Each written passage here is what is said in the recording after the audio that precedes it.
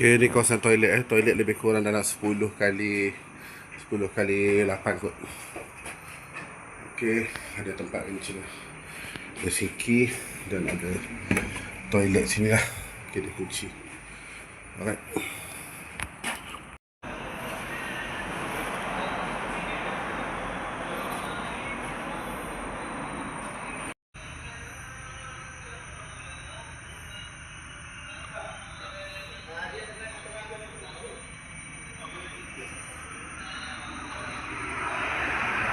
Okey, berkeluasan 6,500 kaki persegi ya. Gudang siap dengan lampu, dengan kipas semua lah. Semua jalan on. Alright.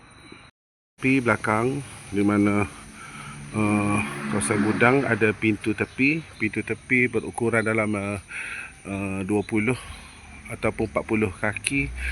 Tinggi dalam 12 kaki. Pintu tepi shutter, cumanya dia tak boleh masuk. Daripada sana tak boleh masuk. Boleh ruang parking motor boleh lah. Ruang parking motor ataupun ruang rehat. Okey. Belakang tanah orang lain lah. Okey.